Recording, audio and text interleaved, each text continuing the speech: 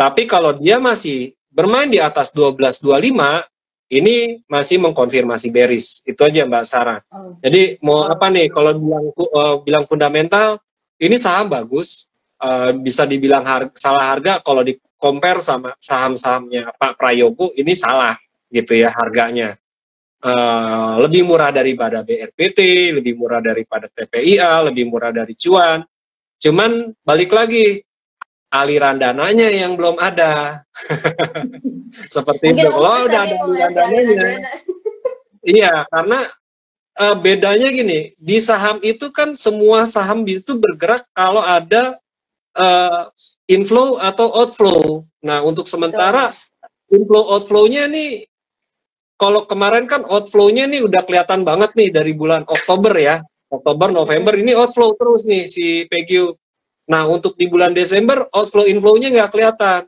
Dia ada istilah, kalau technical tuh ada namanya reakumulasi.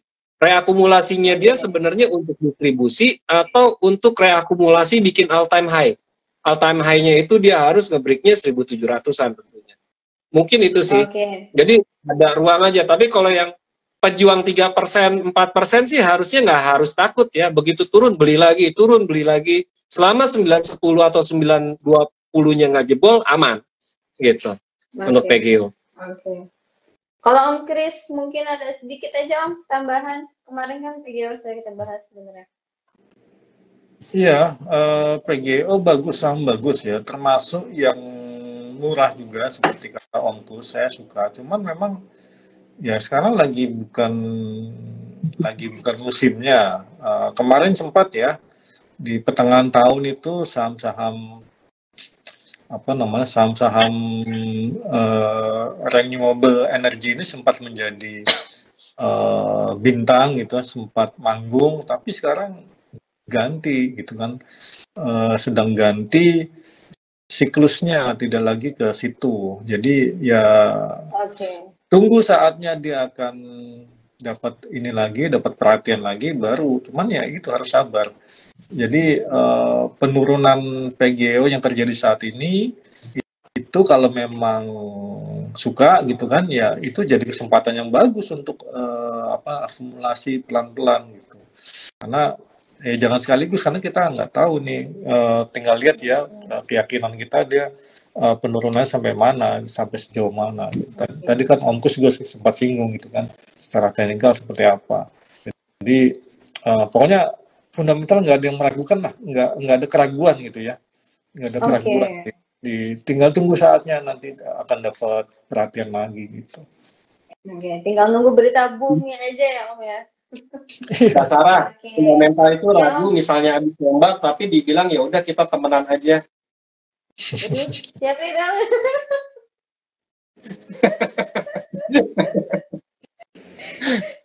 Aduh, mentang-mentang Asmi everything ya Om ya, jadi everything lah ya Om. Nanti kalau mulai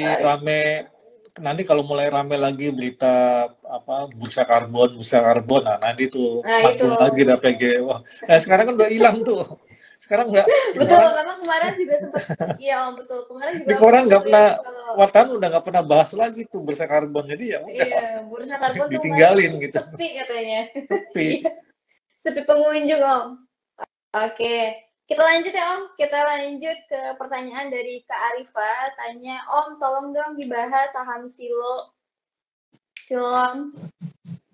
Silo itu bagus ya, secara saya pernah ingat Silo termasuk yang lumayan bagus.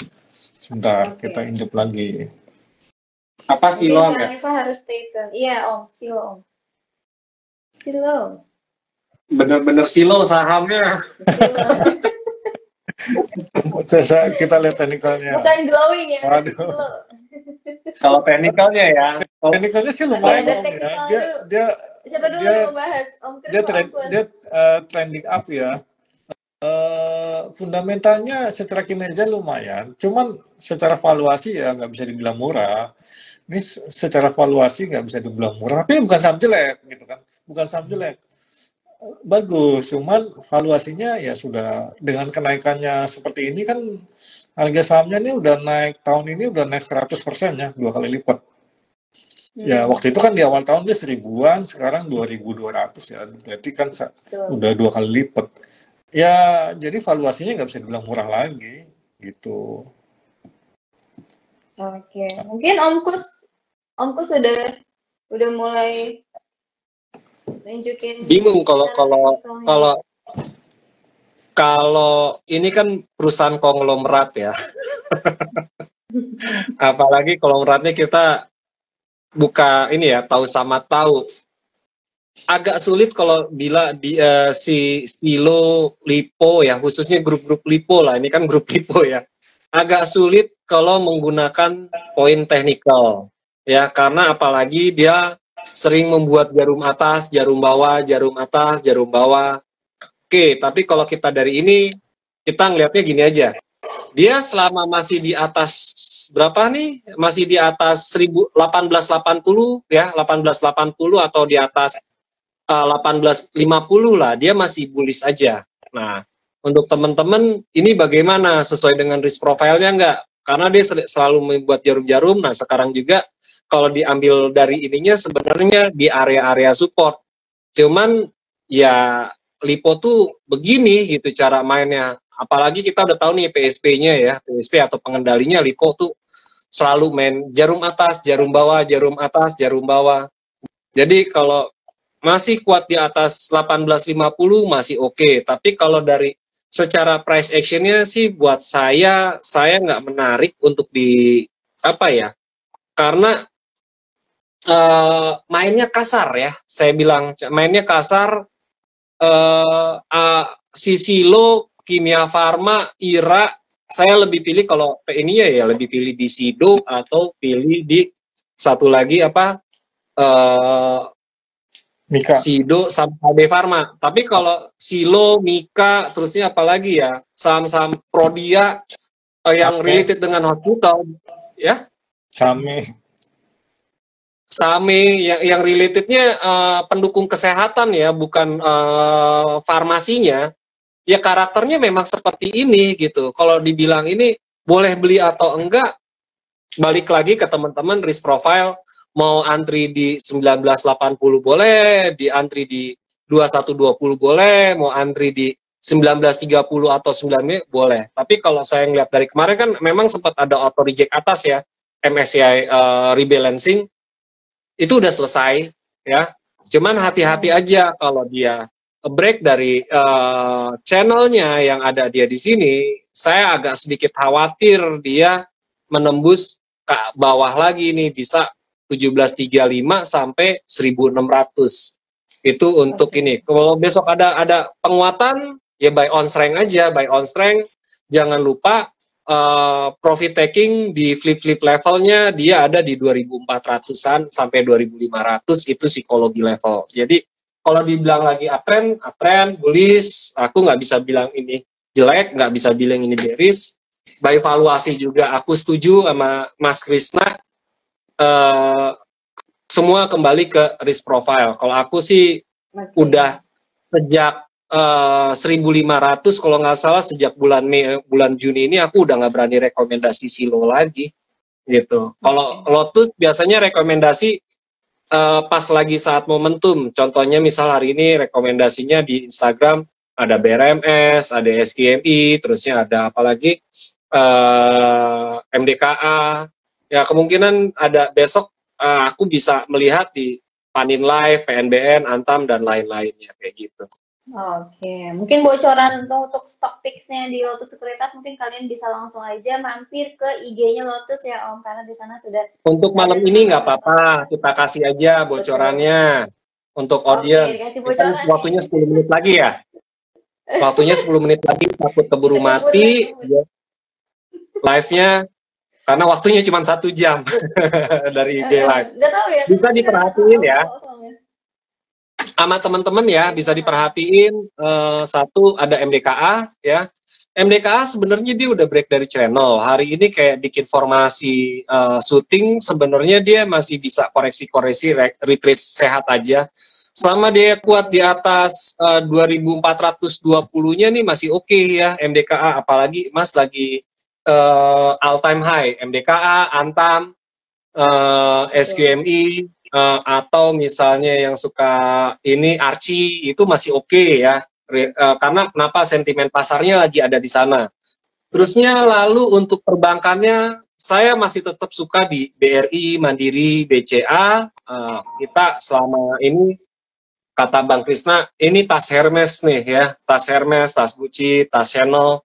Ya BRI, Mandiri, ini masih oke, masih menarik ya. Apalagi BRI bulan depan Januari ini ada dividen interim, tentunya apalagi hari ini ada info juga, it's good gitu BRI. Terusnya kalau untuk saham yang related dengan media bisa perhatiin MNCN dan BMTR. Ya ini relatednya ada Pak LKH, tapi ada gerakan juga nih si MNCN. Ini semoga aja reversal beneran ya. Tuh ya udah 422 capai, kalau jangka pendeknya 440 atau 444. Nextnya kalau dia berhasil break di 450-nya, dia akan uji ke 474. Itu MNC. Lalu ada BMTR ya. BMTR saya sendiri belum lihat, ini related. Nah BMTR juga lumayan nih, mulai ngebreak nih 474. Kalau 474-nya ngebreak, 484, nextnya ada di 300. Lalu ada PTRO dan Pegas.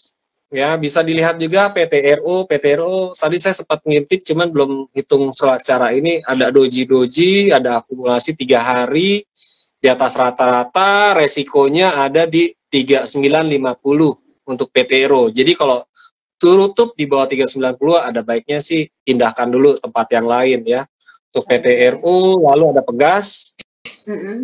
Pegas tadi saya ngeliat ada sedikit-sedikit gerakan akumulasi, ya, secara trend channelnya sih semoga aja dia bikin mini double bottom. Kalau dia berhasil mini double bottom, Pegas agak cukup lumayan, spreadnya bisa 12.15 sampai 12.50 ya Pegasnya, yang jangka pendeknya. Jangka panjang, kalau jangka panjang itu artinya kan ya bisa 1 tahun ya. Oke, kalau kita ambil jangka menengah lah, jangka menengahnya itu 3 bulan, 6 bulan itu bisa ke 1.400 gitu untuk Pegas.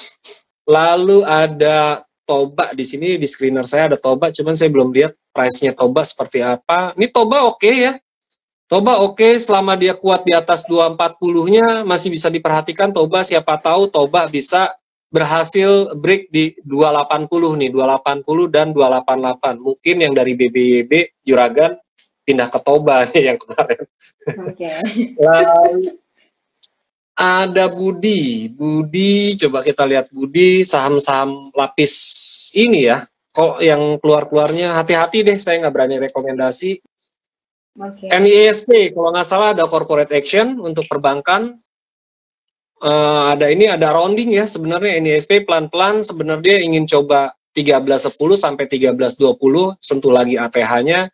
Batasi aja resikonya ada di 1150. Jadi mau buy on weakness, kemungkinan besok ada pelemahan sampai range-nya 1200 sampai 1185, boleh buy on weakness kalau besok ada pelemahannya untuk NISP. Lalu PNBN, kita lihat PNBN-nya, saya juga belum lihat. PNBN ini agak sedikit mirip-mirip kayak GoTo ya. Kalau dia berhasil ngebreak 1165-nya cukup menarik. Si PNBN bisa 1230 sampai 1270 ya. Jadi strateginya buy on strength. Jadi begitu ada penguatan, buy, stop loss-nya di area open low-nya ya. Di harga low terendah hari itu juga. Itu PNBN. Lalu ada Tugu. Nah, ini Tugu juga salah satu saham salah harga nih. Saham Bajai ya. Saham Mercy harga Bajai, sorry. Tugu.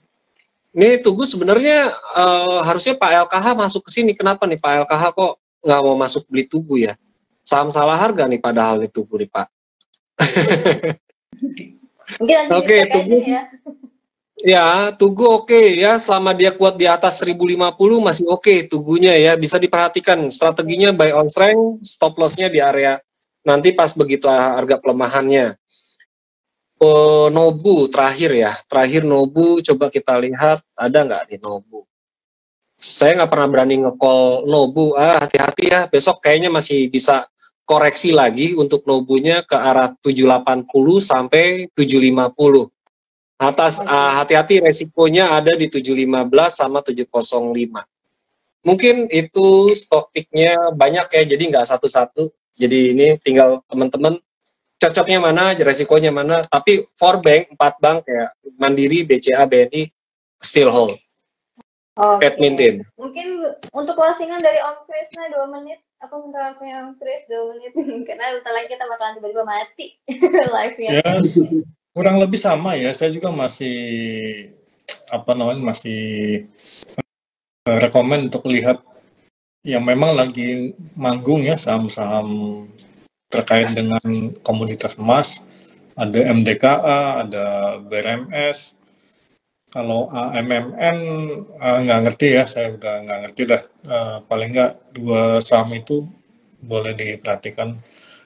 Dan misalnya nih ya, misalnya kalau kenaikan harga emas ini nanti berlanjut ke 2024, bisa jadi akan menjadi turnaround story buat saham-saham emas yang tahun ini laporan kinerjanya itu negatif ya, seperti PSAB, MDKA.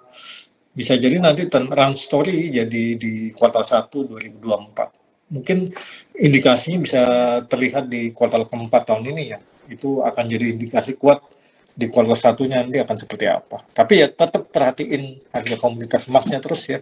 Tetap harus dipantau terus gitu. Itu aja Sarah dari saya.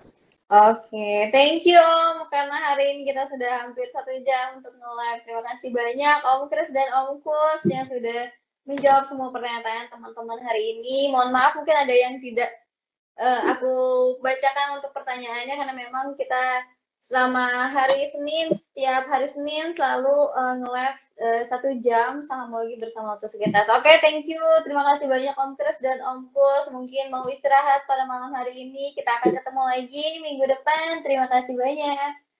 Selamat malam. Thank you. Malam semua. Terima kasih. Happy cuan ya teman-teman ya.